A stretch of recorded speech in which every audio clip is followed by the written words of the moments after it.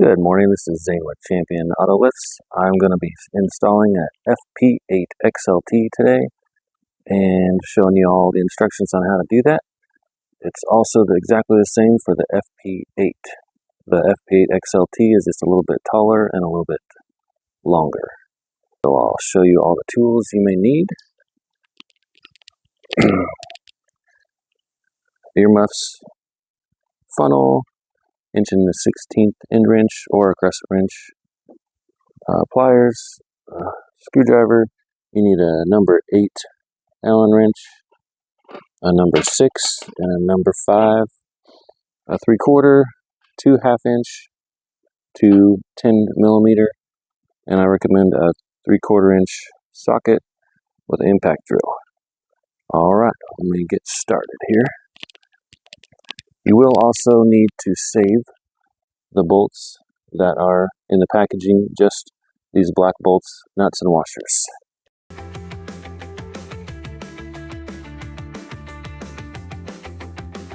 Alright, you'll notice the packing. You got your pump motor here. All the essential stuff you'll need is all in the packaging. Drip trays, set those aside for now. And one thing I want to point out is this hole right here. You'll want to orient your lift.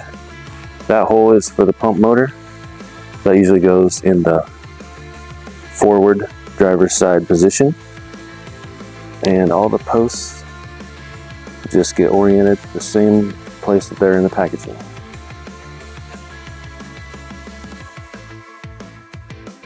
All the rest of these silver bolts are just going to be extra.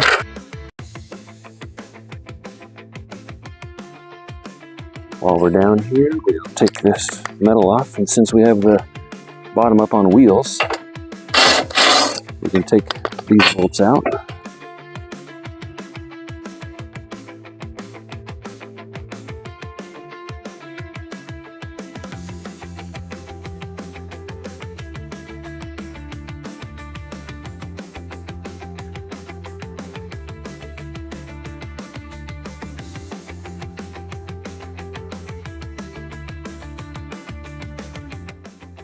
Now when you're picking these crossbars out, see the side that has the connection here?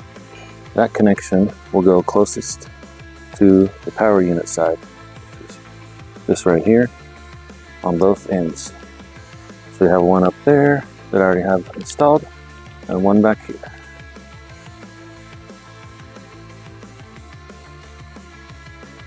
Slide it up to the post there. And then you twist these posts around so that they fit right in there on both ends. Do the side with the pulley first. Then you will want to find these white blocks. They have grooves in them to go .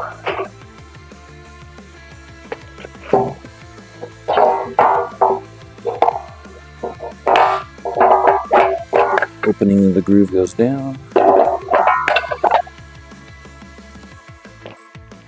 I'll show you a little closer view.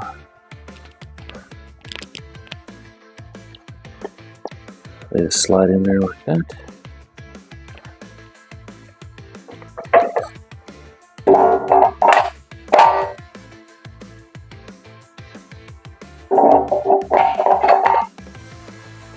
All right.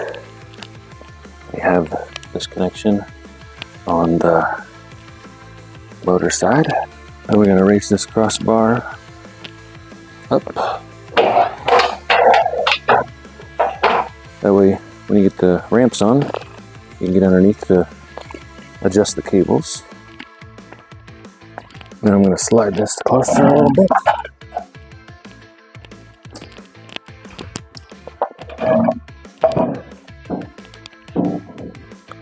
And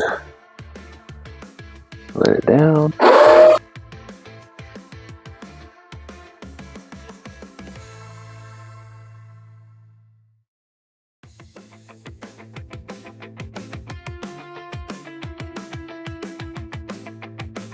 It's good to get these holes lined up with the ones underneath before you let it all the way down.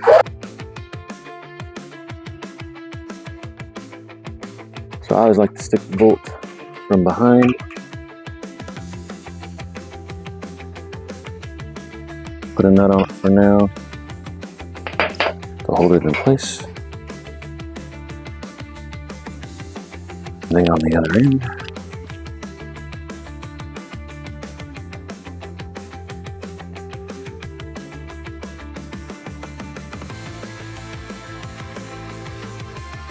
And you can use the ramp you already have set up as a workbench.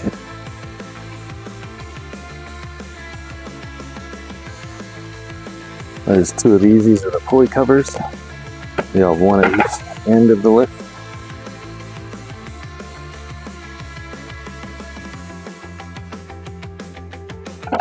Set down here for each side, and one set down here. This tray has your cord in it, and your locking rod with a handle go down here. Your opposite end locking rod handle goes down here. Take all the bolt bags down here. 4 of these little plates. One goes at each corner. And what you need right now are these. One at each side down here.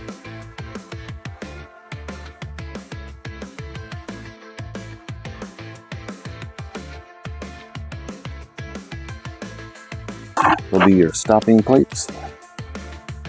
You'll bolt these on where the ramp runway bolts go, with a flat washer, lock washer, and a nut.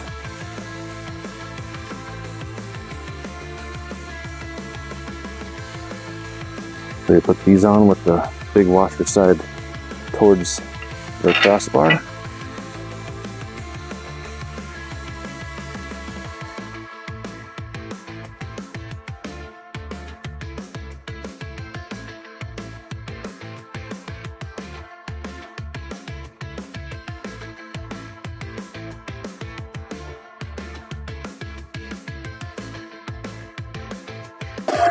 Try to get it centered between these two holes right here for the bolts.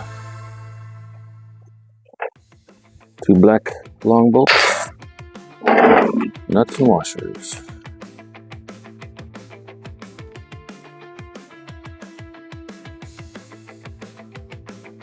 Now you can figure out which way this is. It goes right over your pulley. That one's there. One of these black deals over here. I'll bolt in the other side.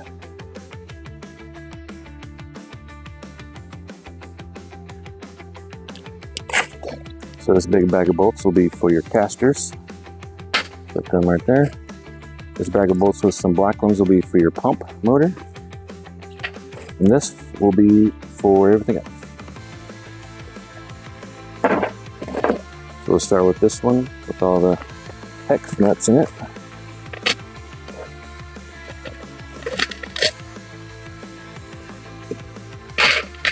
Alright, I like to get them sorted out, so start with these long ones with the hex number 6. So I like to put a lock washer and a flat washer on those.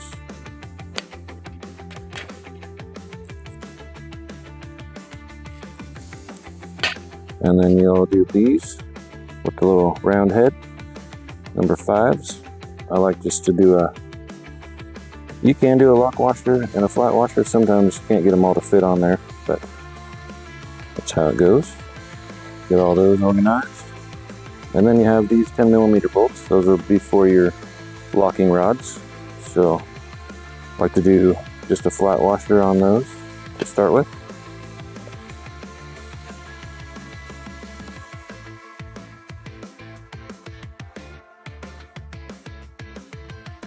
So you'll need 2 of these with the round head and 2 of these with the flat head hex at each corner.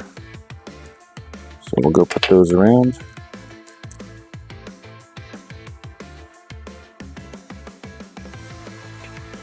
You'll need 2 of these 10mm at each end of the locking rod. And you need 2 nuts, 2 lock washers, and 2 flat washers with them.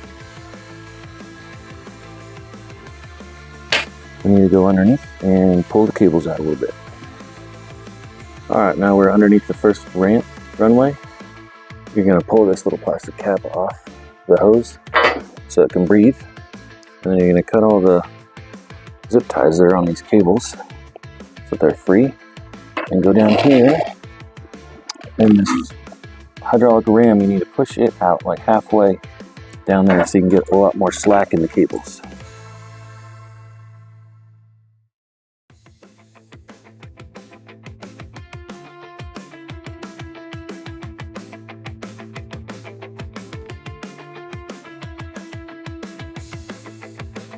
Put this up through here.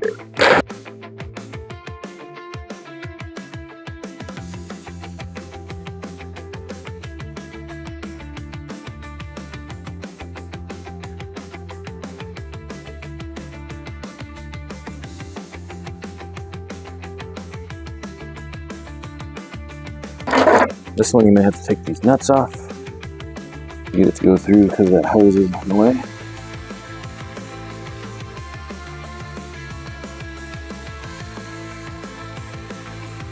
And you take the little lock nut off of this hose.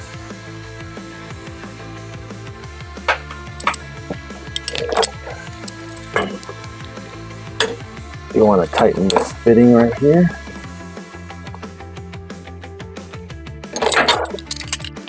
And stick it through the hole.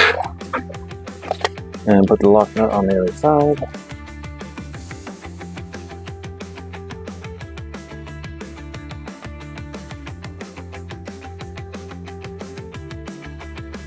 Now we're going to take this locking rod handle, and you have a nut and a washer, lock washer. You're going to stick it through this hole, and then you'll put the nut on first.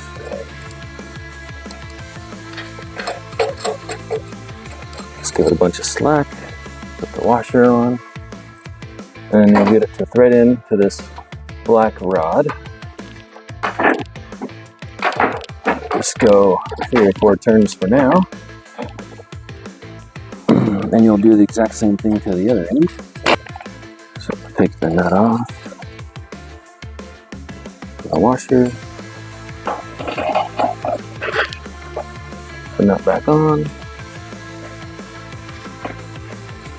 You want to do the cables first before these, otherwise you'll get the cables in the wrong spot and I'll take the cables back off anyway. So always do the cables first, then the lock washer, and thread it into the rod. This is where your vice grips come in handy.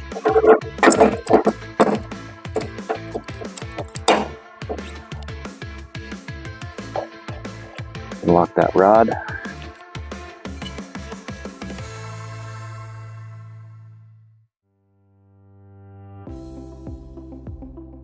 Give it at least 5 or 6 turns. And then you can tighten the nut.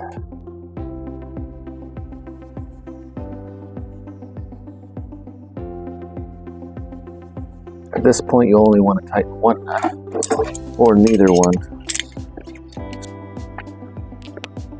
Alright, now we're going to be taking these 10 millimeters with the flat washer on the end. Stick it through the back side. You'll take the long rod, stick it in there, do the same thing, but you'll stick this nut or the bolt through the rod first, and you kind of twist it, make sure they both connect. If not, you'll need to lengthen or shorten one of these rods to make it the right length. So you want everything to fit snugly.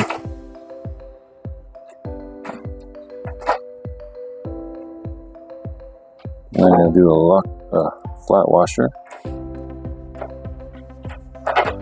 Looks like I need to shorten this one a little bit.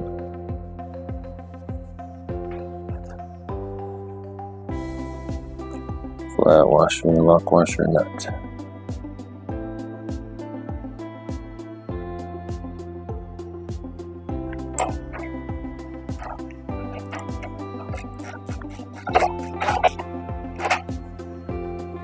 want to tighten these too much though. And get these locking nuts tightened.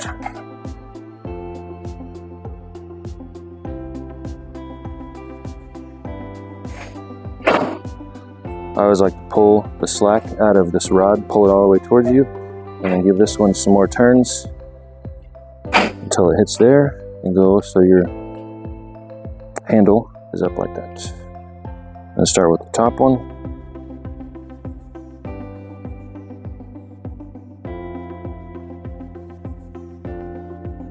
Now don't forget to go back underneath right here. You need to tighten that nut so it's snug against there on both ends. Otherwise you'll have problems with your locking release. Alright, now that we have the locking rod all put together and tightened, take this plate, put it on top of there, and you want to take these long hex bolts, the number 6, and thread those in. Then you can take your cover. See how that notch is cut out for the cable. Set it on there. Take these round head, number 5. Get that started.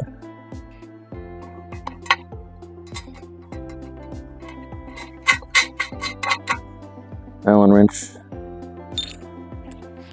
And a 3/4 socket. And earmuffs. Go ahead and put this plate on top of here with 2 6mm Allen wrench bolts, and take your cable, take the nuts off your cable, stick it up through the hole closest to your pulley.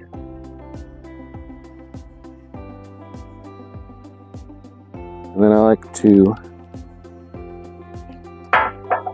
get every post the exact same distance of threads. That'll help you adjust it later. Won't be as bad. And then push the slack out of your cable, get it under the pulley. Put your pulley cover on with the round head 5mm hex bolts.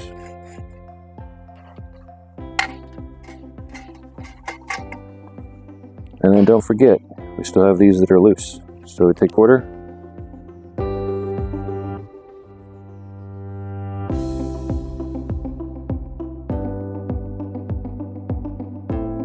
Then you can switch out for 6.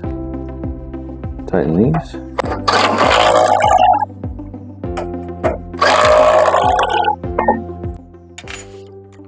Now the 5. Careful with these, they do want to strip out very easily.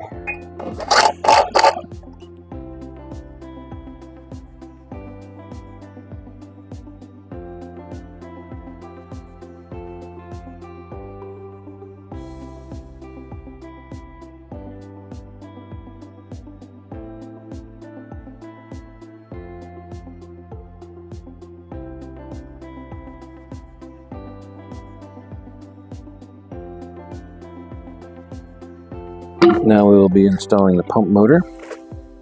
So we'll need a black bolt and a flat washer for all 4.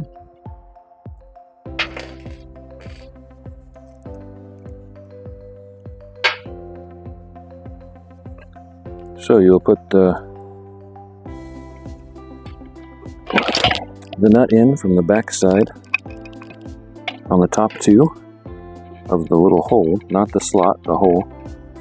And then you'll go ahead and put the lock nut and the lock washer and the nut on, just very loose, a lot of slack. Top 2 only. That way. There's little slots you can slide it down into.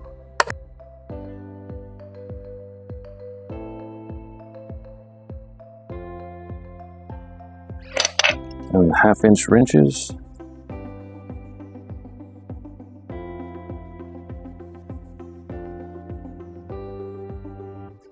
Sometimes it comes with an extra fitting. This fitting is the correct one, so we don't need that.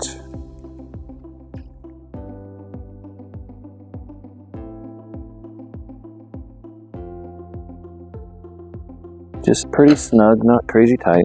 Make sure your fitting on the motor is tight as well.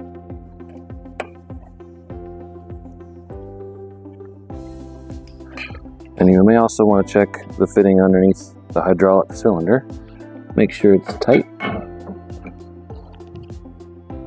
Now we're going to go ahead and put the casters together. So these, you'll want to take this number 8 hex bolt and a flat washer to start with.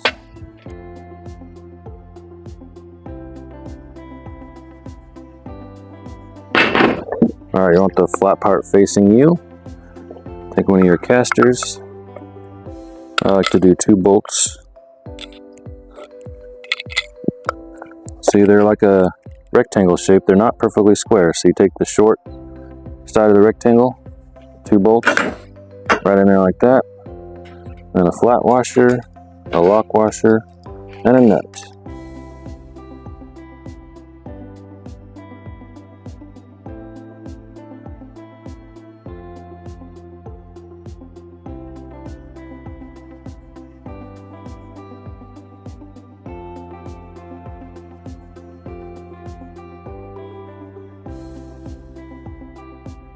Alright, once you have your pump motor on, got the cord put on, we recommend by a licensed electrician, and your tank full of hydraulic oil, it's AW32 is what we recommend.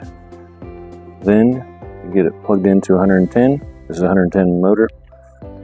You are ready to prime the cylinder. So you just push the black button over here.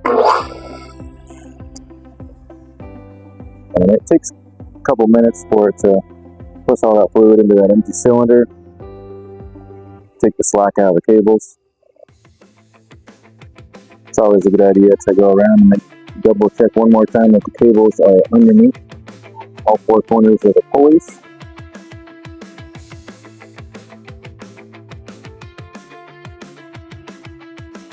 Alright, we'll get raised up a little bit. So now we're gonna go up so you get past the lock, push the locking release, and then also push the hydraulic release at the same time, both of those, and let your lift all the way down to the ground. This will get all the air out of the system for the very first time, and it'll go down much quicker with a vehicle on it. Once you get past that last lock stop, you can let go of the lock lever and just keep it going down. And you'll hear it start bubbling, getting all that air out of there. Now you can raise it back up. And we're going to adjust the cables. Make sure they're all exactly the same.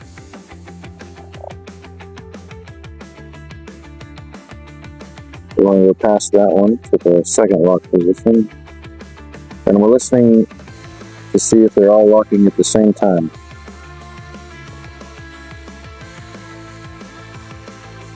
So you can kind of see it start to go down before it even hits that locking stop. So that means the other end is locking first.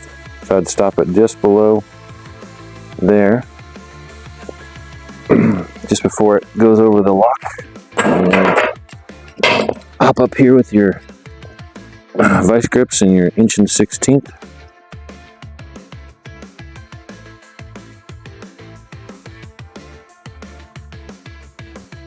And you'll be looking at that locking finger down there. You're going to tighten it till it just raises up above that lock position. You heard it click. You'll go all 4 corners.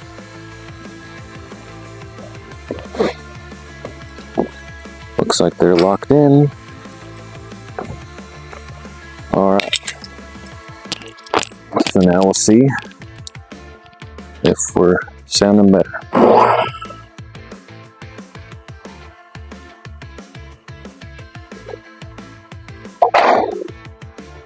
Sounds pretty good.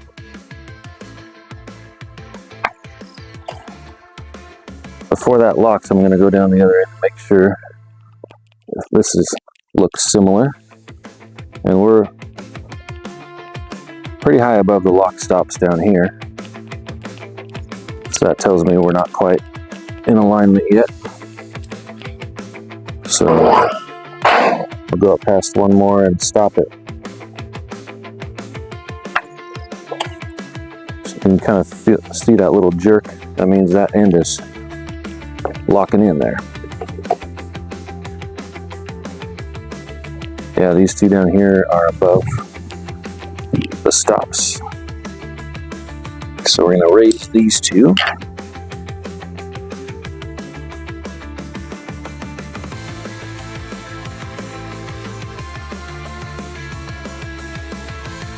All right, I think we have got it.